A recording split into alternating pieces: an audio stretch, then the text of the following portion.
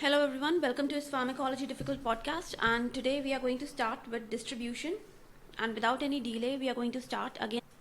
So distribution, after the drug reaches the blood, the drug is distributed actually to the various tissues, and this particular determination of the distribution of the drug is done by the volume of the distribution. It is also known as the apparent volume of distribution, and it is denoted by capital V small d or capital A, capital V and small d. Now, how would you define the volume of distribution? The volume that would be required to be distributed into the whole body, taking the body as a single compartment. It should be evenly distributed at the concentration measured in the plasma. If the dose was evenly distributed at the concentration measured in the plasma, so this is the definition of the volume of the distribution. So that is why we call it apparent volume of distribution, because it is a hypothetical parameter. Now, if more the drug is entering into the tissues, then it would have a higher volume of distribution and vice versa. So what are the factors on which the volume of distribution depends? The volume of distribution depends mainly upon the lipid solubility and the plasma protein binding. So the more the lipid soluble the drug is, the more it will cross the blood vessel and have a high volume of distribution. And if the drug is very much bound to the plasma proteins, that is, it has a high plasma protein binding, drugs like furosemide, warfarin, then benzodiazepines, calcium channel, they will actually bind more to the plasma protein. They will behave like a single molecule and they will be less distributed. So just a list of the drugs having high plasma protein binding: warfarin, then diazepam, then cyclosporine, fluoxetine, chlordiazepoxide. These are the main drugs that have very high plasma protein binding and they have low volume of distribution. So next, one thing you need to keep in mind, that whatever the drug is bound, it is actually not available for the action. It is a free drug that is available for the action, and plasma protein binding makes the drug very long acting because it is not available freely for the action. Its metabolism is reduced. So we can say if the drug is more plasma protein bind, it is exposed to more of the displacement drug interactions from the binding site by the other drugs. And if the drug is more plasma protein bind, it is restricted to a particular place or compartment, and its volume of distribution is very low, so it has a higher risk of poisoning. And this poisoning can be removed by dialysis. Is mainly effective for all such kind of drugs having high plasma protein binding, but there are few exceptions where the dialysis is not effective, and these are antidepressants, antipsychotics, amphetamines, then digoxin, opioids, beta blockers, calcium channel blockers, quinidine. For all these drugs, dialysis is not a very effective process if their poisoning occurs. Now, so we can say that all in all, what is the plasma protein binding doing? It is increasing the duration of action of the drug. It is making the volume of distribution low, and the drugs are available for displacement drug reactions, and if the poisoning occurs, it can be benefited by dialysis. So things you need to remember, that dialysis is important or is useful only for those drugs which are sufficiently available in free concentration in the plasma. So the drugs which have high volume of distribution, they cannot be easily removed by dialysis. For example, digoxin, propranolol, etc. So drugs having low volume of distribution and low plasma protein binding, both the things should be low. Volume of distribution should be low and low plasma protein binding, they can be easily removed by dialysis. And one good example of such drugs is salicylates. So, coming over to the volume of distribution, how can you calculate it? There is a proper formula for volume of distribution. It is equal to the dose administered IV upon the plasma concentration. Okay? So, it is a measure of the distribution of the drug. If it is more, that means more of the drug is in the tissues, and vice versa. If there is more drug in the tissues, then higher amount of drug or higher dose of drug is to be administered so that plasma concentrations of the drug becomes higher. Now, initially you have to give a high dose. That is, we have to give actually a kind of a loading dose. And this loading dose is generally given for the drugs having very high volume of distribution. So that is the initial dose, that is high loading dose is given, and to make the drug available for action in the plasma.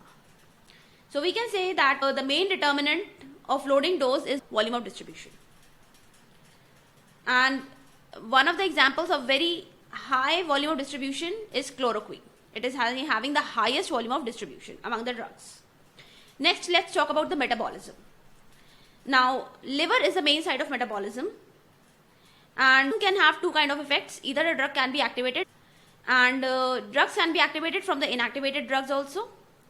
These inactive drugs which convert into active drugs, they are known as prodrugs. And some of the others give rise to active metabolites from active compounds also. So any of the processes can occur. And if active metabolites are formed from the active compounds, good examples are minoxidil, levodopa, proton pump inhibitors are all prodrugs. Then AC inhibitors, except the captopril and the lisinopril, they all are prodrugs. Prednisone is a prodrug, methyl dopa is a prodrug, clopidogrel is a prodrug, and these are some examples of the prodrugs. Then you should know what you should know about the metabolism is that it can be occur with the help of microsomal or non-microsomal enzymes. Microsomal enzymes, they are present in the smooth endoplasmic reticulum, and these microsomal enzymes, they can be induced and they can be inhibited also. And examples are monooxygenases, cytochrome P450, glucuronyl transferase, etc. And what kind of reactions they are performing? Oxidations, reductions, hydrolysis, glucuronide conjugation. Then non-microsomal, they are doing oxidation, reduction, hydrolysis, and all of the phase 2 reactions are doing except the glucuronide conjugations. Now, so when the metabolism is induced, then the concentration in the plasma is reduced, and vice versa. If the metabolism is inhibited, the volume of the amount of the drug in the plasma is increased.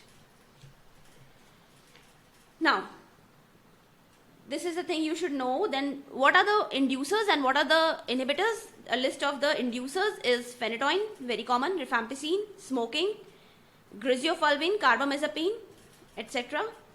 And inhibitors are most important: valproate, ketoconazole, erythromycin, INH, tubercular drug, ciprofloxacin, and cimetidine.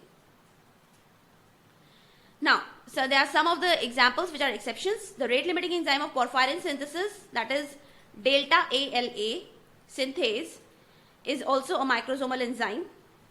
And phenytoin and phenobarbital, they actually induce this delta ALA and increase the porphyrin synthesis. So, if such things are happening, then in the disease acute intermittent porphyria, these drugs, that is inducers, they are actually they are contraindicated because actually increase the porphyrin synthesis. That will be not useful in the acute intermittent porphyria. And one of the good examples and case of enzyme inhibitors, they will decrease the metabolism of the drugs, and because of that the amount of the drug in the plasma increases, so they can be available for poisoning. More amount will be there in the plasma, they can induce poisoning of the drugs, toxicity. Now what are the phases of the metabolic reactions? Phase 1 and phase 2. The phase 1 is non-synthetic phase and the phase 2 is actually synthetic phase, synthetic reactions. The function of the phase 1 is basically to attach a functional group. Phase 1 attaches a functional group to the drug and phase 2 attaches a conjugate to the drug. So phase 1 reaction can both be by microsomal and non-microsomal, oxidation, reduction and hydrolysis. And phase 2 reactions, microsomal ones, they are glucuronide conjugation, and non-microsomal ones are glutathione conjugation, acetylation, methylation, sulfation, etc. Now let's talk about cytochrome P450 enzymes. They are commonly abbreviated as CYP, that we all know. In P450, let's get to know about the nomenclature. P stands for pigment and it has light absorption at wavelength 450 nanometer. So that is why the CYP is followed by a number which denotes a family, Then alphabet. Alphabet denotes a subfamily, and again a number which is a specific isoform of the enzyme, that is CYP3A4. So 3 is a family, A is a subfamily, and 4 is a specific isoform of the enzyme. Now, the maximum content is of CYP3A4 only. Other enzymes are CYP2D6 and CYP2E1, 2C9, etc. So, this is all about the distribution and the metabolism. Now, in the next episode, we will be talking about the excretion and the elimination. So, again, I am going to tell you this is a kind of rapid revision and a kind of highlighted points are covered here. For the much details, you can refer to the larger textbooks, and this is a kind of a crash revision, a very quick revision of the highlighted points of all the topics of the pharmacology, especially useful for the students or learners appearing for the competitive examinations.